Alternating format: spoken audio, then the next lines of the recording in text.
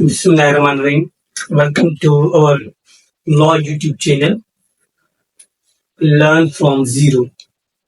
आज हम अपनी CRPC को सीरीज लेक्चर्स की जो है उसको कंटिन्यू रखेंगे। आज हम शुरुआत करेंगे डेफिनेशन जो है सेक्शन की। अब ये जो है लॉ गेट के लिए जो है सेक्शन बहुत ज्यादा इम्पोर्टेंट है। इनमें से 2 या 3 सवाल इनमें से ही आते हैं, ठीक है। तो मैं आपको कोशिश करूंगा वो सेक्शंस इसमें से वो डेफिनेशंस आपको पढ़ाऊं जो कि इम्पोर्टेंट है।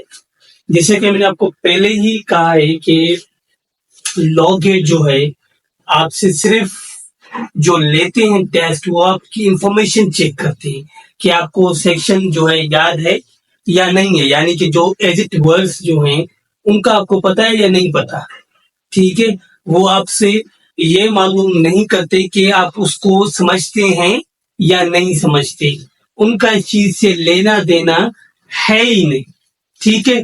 इस हिसाब से मैं आपको जो इम्पोर्टेंट डेफिनेशंस हैं वो किस तरह से पूछ सकते हैं आपसे, मैं आपको उसी नमूने से जो है आपको बयान करता चलूंगा, ठीक है। तो पहली जो डेफिनेशन है आप उसमें से याद रखें, सेक्शन 4 का sub section A for advocate general, ठीक है। इस तरह से आप याद रखें। एडवोकेट जनरल वो कहता है कि इंक्लूड्स, वो डिफाइन नहीं करता है कि एडवोकेट जनरल है क्या, वो ये कहता है कि इट इंक्लूड्स कौन कौन हो सकते हैं। पहला वो कहता है it includes also government advocate, ठीक है, यानी कि वो गवर्नमेंट एडवोकेट भी हो सकता है। Where there is no advocate general, AG का यहाँ पे मैंने थोड़ी क्योंकि स्पेस के इशू था तो इसलिए मैंने एजी लिख दिया है। तो जहां पे एडवोकेट जनरल नहीं है या जहां पे गवर्नमेंट एडवोकेट नहीं है तो सच ऑफिसर इज द गवर्नमेंट में अपॉइंट या शैल अपॉइंट, ठीक है। तो कौन सा ऑफिसर, जो गवर्नमेंट ऑफिसर जो है अपॉइंट करे जिस पर चार्जेस होंगे किसकी, एडवोकेट जनरल की, तो वो भी क्या होगा, एडवोकेट जनरल होगा। तो आपको वर्ड्स कौन सी याद रखनी है, एडवोकेट जनरल इंक्लूड्स कौन कौन से, आल्सो गवर्नमेंट एडवोकेट, ठीक है। जहां पे where there is no advocate general या गवर्नमेंट एडवोकेट तो कौन सा officer, such officer is the government shall appoint या मे अपॉइंट, ठीक है। इस हिसाब से बी आता है, ए के बाद बी आता है। बी कौन से, bailable offences and non bailable offences. तो बेलेबल ऑफेंसेस का उसने डेफिनेशन में कहा है कि shown bailable in second schedule, ठीक है, जो कि बेलेबल दिखाए गए हैं किसमें, सेकंड शेड्यूल किसके, सीआरपीसी में।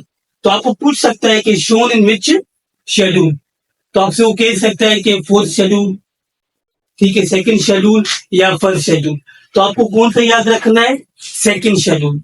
अब जहां पे वो आगे वो कहता है या फिर जो है कौन से made available by any other law, ठीक है, या फिर जो आपको क्या याद रखना है कि कोई और लॉ हो जिसने उन ऑफेंसेस को क्या कहा हो, बेलेबल कहा हो या बेलेबल जो है बना दिया हो। नॉन बेलेबल कौन से हैं, वो कह रहा है कि एनी अदर ऑफेंस, ठीक है, यानी कि जो बेलेबल दिखाए नहीं गए हो सेकंड शेड्यूल में सीआरपीसी के, या फिर जो है लॉ ने क्या किए हो, या फिर जो लॉ ने क्या किए हो कि उनको बेलेबल नहीं बनाया हो, तो क्या होंगे, नॉन बेलेबल ऑफेंसेस होंगे, ठीक है। फिर आ जाती है charge. Charge includes any head of charge when the charge contains more than one head, ठीक है। तो इसमें से आपको क्या याद रखना है, अब ये डिफाइन नहीं करता कि चार्ज क्या है, एग्जैक्ट व्हाट इज चार्ज, ठीक है। ये कहता है कि इट इंक्लूड्स, ये कहता है कि ये फिर ये बात आ गई कि इंक्लूसिव डेफिनेशन है, ठीक है। Any head of charge when the charge contains more than one head. तो आपको एज इट इज वर्ड याद करना है और ये इंपॉर्टेंट है, ठीक है। इनमें से ये चार्ज वाला इंपॉर्टेंट है, ये आता भी है, ये एक 2-3 से ज्यादा टेस्टों में आया हुआ है। तो आपको ये चार्ज है, C for charge, A for general, B for bailable offence, C for charge, तो आपको ये याद भी हो जाएंगे। Thank you.